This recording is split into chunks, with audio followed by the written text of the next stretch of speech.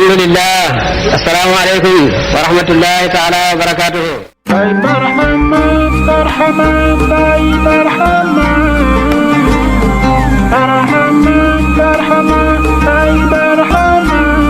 Bienvenue sur Barhamou TV.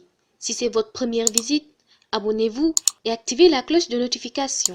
Merci. Welcome to Barhamou TV. If it's your first time, please subscribe and activate the notification bell. Thank you.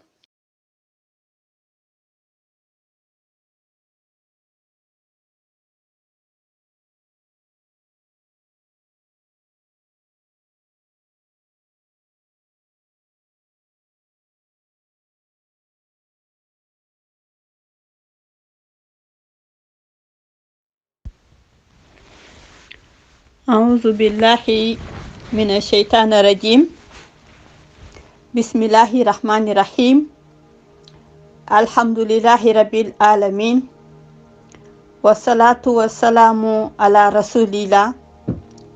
Chers frères, chères sœurs, nous voilà encore une fois.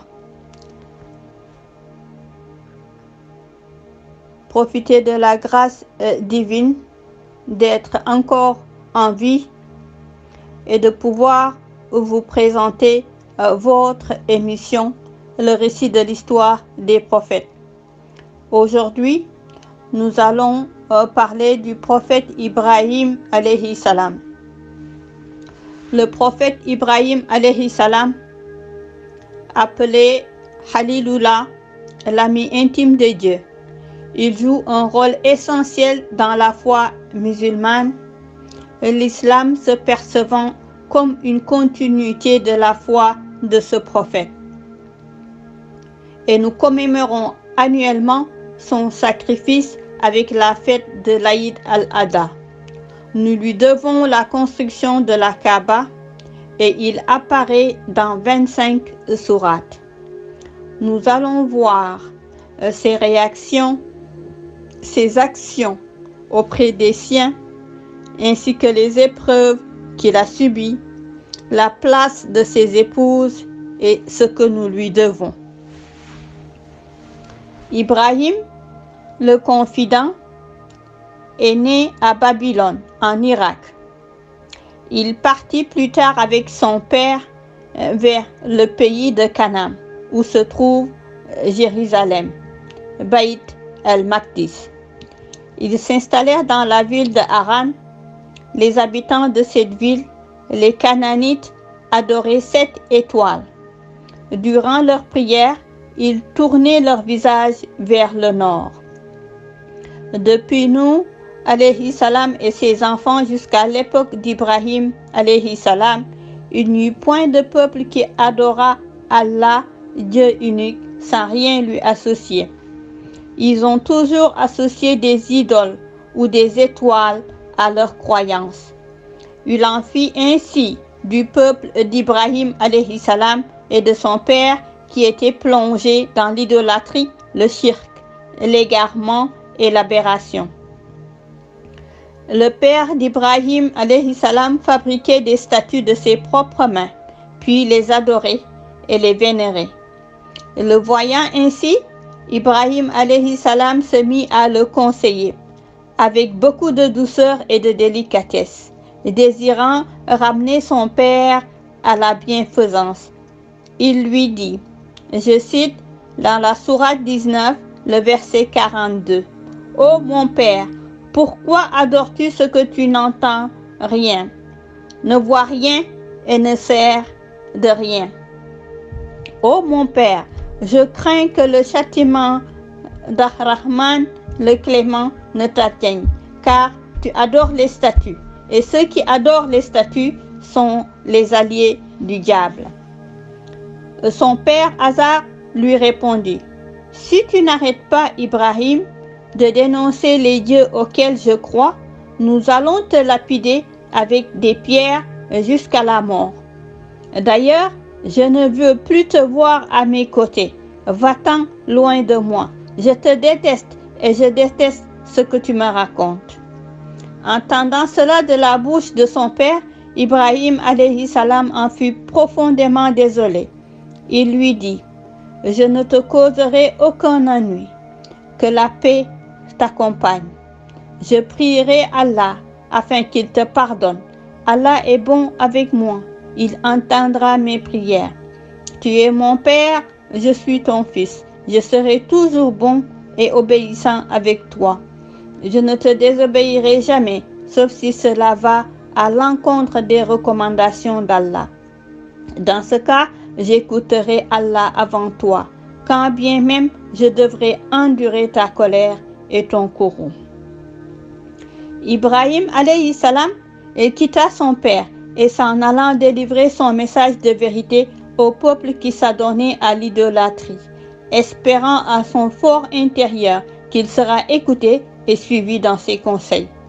Il s'en alla rejoindre la tribu de nuit, car c'est durant la nuit que ces gens s'adressaient aux étoiles qu'ils vénéraient. Les voyant en train de prier et d'implorer les étoiles, il leur dit, « C'est cela les divinités que vous adorez ?» Ils répondirent oui. Lorsque l'étoile disparut, il leur dit, « Comment adorez-vous quelque chose qui disparaît? Allah, lui, ne disparaît jamais. » Lorsque la lune apparut, ils dirent, « Voilà le Dieu que nous adorons. » Au lever du jour, la lune disparut. Il leur dit, « Comment adorez-vous ce qui apparaît puis disparaît? Allah ne saurait disparaître. » Quand ils virent le soleil monter à l'horizon, ils s'écrièrent joyeux, « Le soleil est le Dieu que nous adorerons désormais. Il est plus grand que la lune et l'étoile et il brille bien plus. » À la tombée du jour, le soleil disparut et Ibrahim alayhi salam leur dit, « Ô mon peuple, vous êtes dans l'égarement total. Comment adorez-vous des étoiles qui n'entendent ni ne voient et ne peuvent ni vous nuire ni vous être d'un secours quelconque? » Son peuple comprit que l'idolâtrie qu'il pratiquait était un piège ou une tentation du diable les éloignant du droit chemin. Mais cette démonstration de vérité, Ibrahim alayhi salam ne leur fut d'aucune utilité. Habitués à des pratiques héritées de leurs ancêtres, ils ne purent s'en détacher. Ibrahim alayhi salam s'en alla trouver une autre tribu qui adorait des statues. Ces gens, originaires de Babylone, sa ville natale, présentaient des offrandes et sacrifiaient des bêtes pour ces statues. Il leur dit, « Comment adorez-vous ces statues que vous fabriquez de vos mains? » Ayant entendu ces propos, ils crurent qu'Ibrahim alayhi salam plaisantait, qu'il n'était pas sérieux, vu qu'il était plutôt jeune. Mais il répéta sans cesse son discours en leur expliquant qu'il détenait une parole de vérité reçue de son Seigneur et que les statues qu'il vénérait ne pouvaient ni nuire ni procurer un bien quelconque, de même qu'elle n'entendait ni ne voyait. Ils lui répondirent qu'il était trop jeune pour apprécier leur divinité à leur juste valeur. Les voyant attachés à leurs idoles, Ibrahim alayhi salam leur jura qu'il les détruirait très bientôt.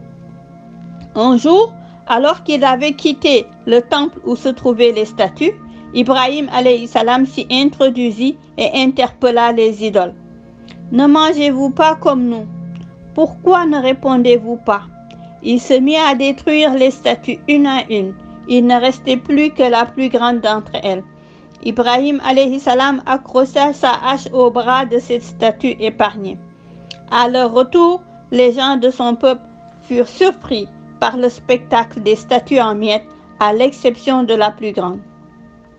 Au lieu de reprendre leurs esprits et rejoindre le droit chemin, ils persistèrent au contraire dans leur révolte impie et cherchèrent à savoir qui avait détruit leurs idoles. Un homme parmi eux avait entendu Ibrahim alayhi salam promettre de les détruire. Il en informa ses compagnons et la tribu décida d'interroger Ibrahim alayhi salam afin de s'assurer qu'il était bien le coupable qu'ils recherchaient. On amena donc Ibrahim alayhi salam et ils lui dirent, « C'est toi Ibrahim qui as fait cela à nos divinités ?» Il leur répondit, « Ne voyez-vous pas que la hache est encore entre les mains de la grande statue? C'est elle qui a détruit toutes les autres. Si vous ne me croyez pas, interrogez-les. Elles vous diront la vérité. Ibrahim alayhi salam voulut faire comprendre à son peuple que les statues étaient inertes, inanimées, qu'elles ne pouvaient ni parler, ni même se défendre. Ainsi, l'idolâtrie qu'il pratiquait était une déviation, un égarement, car seul Allah, Dieu unique et sans associé, est digne d'être vénéré, lui qui les a créés et leur a accordé subsistance. Ils furent humiliés par la démonstration d'Ibrahim alayhi salam, mais ils campèrent sur leur position. Ils lui dirent: comment pourrions-nous interroger des statues? Tu sais bien qu'Ibrahim alayhi salam, elles ne peuvent pas parler. Ibrahim alayhi salam leur répondit: êtes-vous insensés? Comment adorez-vous ces statues inertes alors que vous délaissez Allah, le détenteur du savoir et de la connaissance absolue? N'avez-vous pas de bon sens? Pour se venger de l'affront, la tribu prit la décision de brûler Ibrahim alayhi salam. Ils amassèrent une grande quantité de bois, édifièrent un immense bûcher et appelèrent toute la population à venir assister au châtiment d'Ibrahim, afin qu'il serve d'exemple pour ceux qui seraient tentés de le suivre. Ils attachèrent Ibrahim alayhi salam avec des chaînes et le jetèrent au brasier. Avant de chuter dans les flammes, Ibrahim alayhi salam s'écria: Allah nous suffit et il est le meilleur protecteur.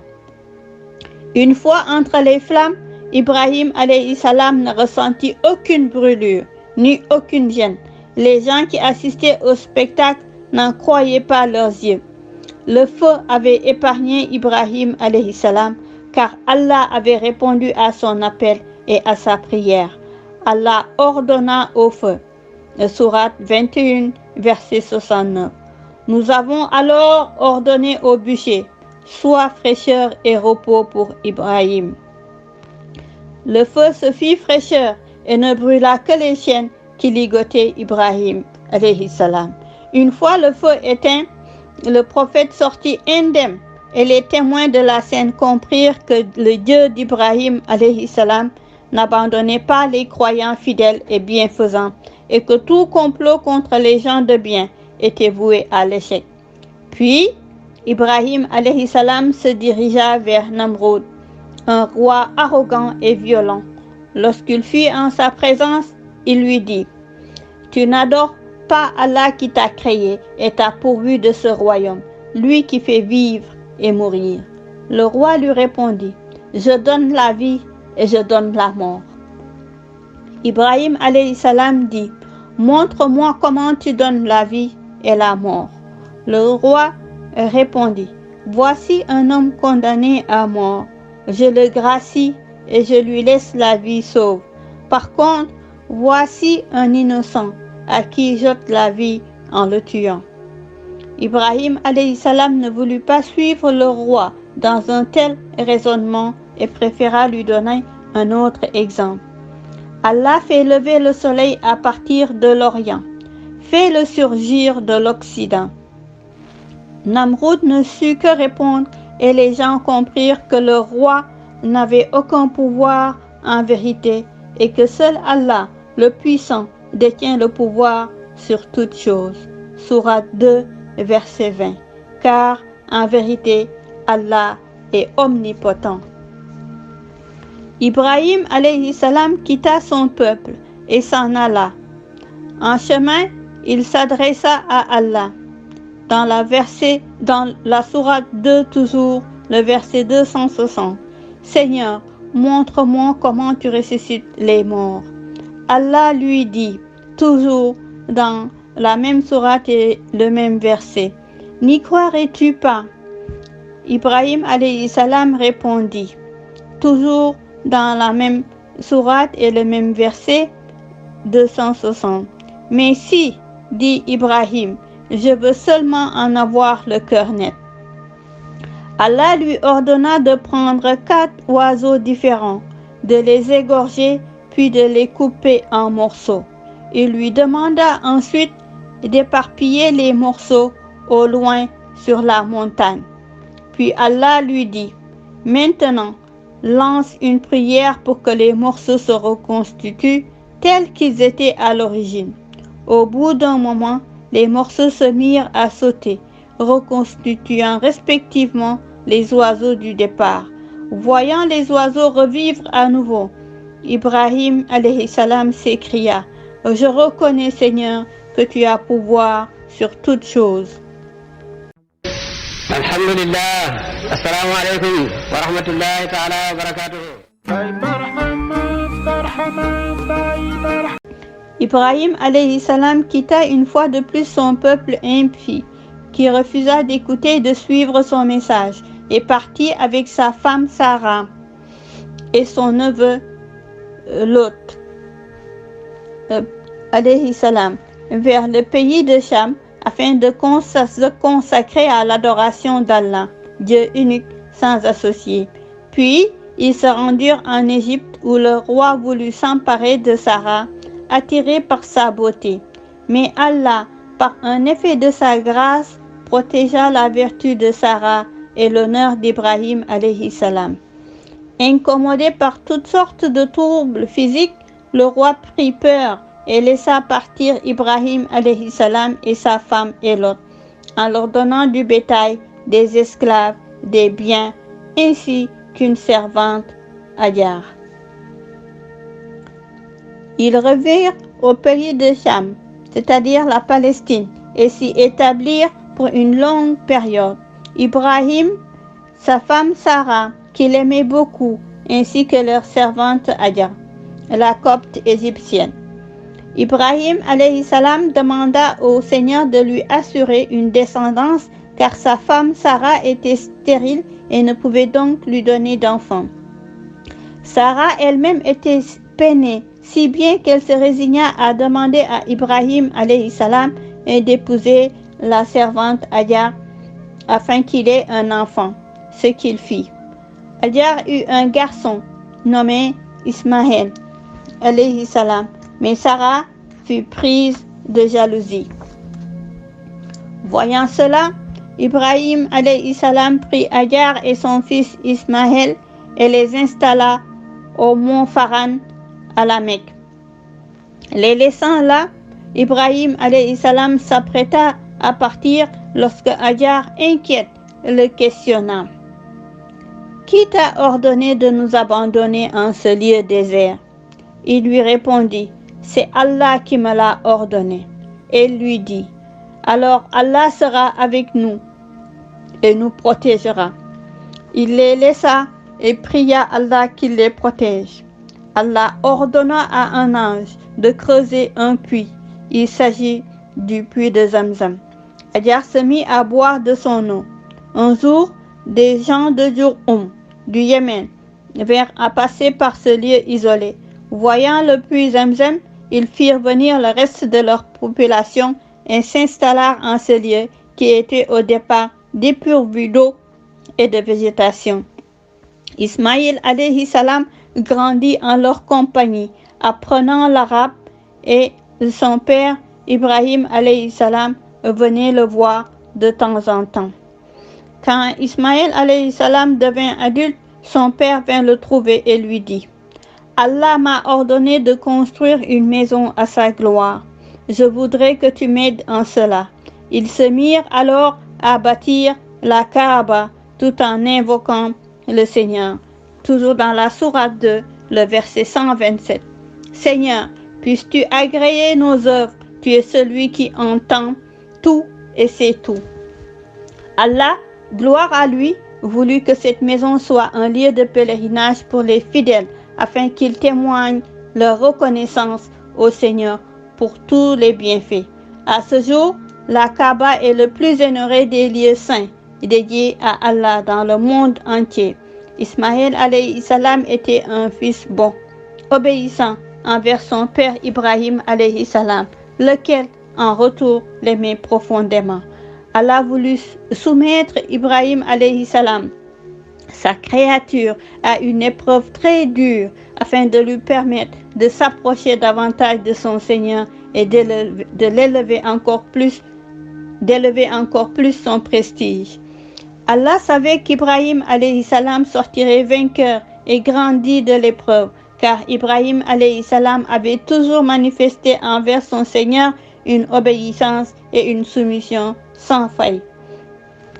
Allah, gloire à lui ordonna en rêve d'égorger l'être qui lui était le plus cher au monde, à savoir son fils unique, Ismaël alayhi salam. Ibrahim alayhi salam crut qu'il ne s'agissait que d'un simple songe, mais il fit 3 fois de suite le même rêve et comprit donc qu'il s'agissait d'une vision d'essence divine. Il alla voir son fils et lui dit, la sourate 37, le verset 102, « Cher fils, j'ai vu en songe que je devais t'immoler. » Ismaël alayhi salam fit preuve d'une obéissance et d'une soumission à l'ordre divin et répondit à son frère, toujours dans la sourate 37, le verset 102. « Cher père, exécute l'ordre que tu as reçu. Tu me trouveras, si Allah le veut, de ceux qui savent être patients. » Ibrahim alayhi salam éloigna son fils de sa mère et s'en alla muni d'un couteau pour l'égorger comme le lui avait ordonné Allah, gloire à lui. Après avoir placé la lame sur la gorge de son fils bien-aimé, un ange retint son bras et lui dit, « Regarde derrière toi. » Se retournant, Ibrahim alayhi salam aperçut un énorme bélier avec de grandes cornes. Cet animal était destiné à être sacrifié à la place de Ismaël alayhi salam. Ibrahim alayhi salam remercia son Seigneur pour avoir surmonté cette épreuve terrible dans l'obéissance et la soumission. Ceci relève de l'ordre d'Allah qui soumet ses créatures fidèles à de rudes épreuves, mais auxquelles il réserve toujours une suite favorable. Ce sacrifice d'Ibrahim alayhi salam est un rituel observé par tous les musulmans. Chaque année, nous fêtons cette tradition. Le jour de l'Aïd el-Adha, les fidèles sacrifient un mouton pour se rapprocher de leur Seigneur et perpétuer le geste de notre Père Ibrahim, le confident du miséricordieux. Sarah, quant à elle, voulut avoir un garçon comme Hajar. Un jour, 3 anges à l'apparence humaine se présentèrent chez Ibrahim alayhi salam et lui dirent, « Nous avons reçu l'ordre d'anéantir le peuple de Lot. » Voyant Sarah à côté d'Ibrahim, ils leur annoncèrent aussi qu'ils auront un fils. Sarah se mit à rire et répondit, « Comment pourrais-je avoir un enfant, vieille comme je suis ?» Les anges lui répondirent, « Comment peux-tu t'étonner d'un ordre d'Allah? Il n'est rien d'impossible pour Allah. Vous aurez un garçon qui s'appellera Isaac, alayhi salam, et vous assisterez à la naissance de son fils Jacob. » Ainsi, Allah, gloire à lui, pourvu Ibrahim alayhi salam et Sarah d'un fils Isaac, paix et salut sur lui. Puis, d'un petit-fils Jacob de leur vivant. Lorsque Jacob devint adulte, il fut chargé d'édifier une mosquée à la gloire d'Allah comme l'avait fait son grand-père Ibrahim alayhi salam. Il construisit la mosquée d'El-Aqsa de Jérusalem. 40 années séparèrent la construction d'El-Aqsa de celle de la Kaaba. Ainsi vécurent Ibrahim alayhi salam et son épouse Sarah, sa servante Hajar et leurs enfants Ismaël alayhi salam l'aîné, Isaac alayhi salam son cadet de 14 ans, puis Jacob alayhi salam le petit-fils. Ils consacrèrent toute leur vie à obéir à Allah, à guider leur peuple vers la foi pure, celle qui consiste à adorer Allah dans son unicité sans rien lui associer. Donc, c'était ce que nous vous avons apporté pour le récit de l'histoire des prophètes concernant le prophète Ibrahim alayhi salam. Ce qu'on peut dire en conclusion, c'est qu'il a toujours su parler à son père et ça nous montre aussi comment il faut parler à ses parents et devant les prescriptions divines, ne pas avoir de faux fuyants. Et si ça venait à l'encontre de ses parents, de suivre les prescriptions divines. La station d'Ibrahim ou Maqam Ibrahim est une pierre sacrée pour nous, pour l'islam, portant les traces attribuées au prophète Ibrahim alayhi salam. Le Coran exige des musulmans de faire la prière à cet endroit en signe de respect pour la Kaaba et pour suivre l'exemple d'Ibrahim alayhi salam. Les pèlerins ont l'habitude de prier derrière la Kaaba après avoir fait le tour. Cela en conformité avec ce qu'aurait fait le prophète Muhammad sallallahu alayhi wa sallam pendant son pèlerinage. L'histoire du prophète Ibrahim alayhi salam nous apprend aussi à travers Hadjar qu'il faut certes travailler, mais surtout s'en remettre à Dieu. Il est le seul protecteur. Assalamu alaikum wa rahmatullah ta'ala wa barakatuh.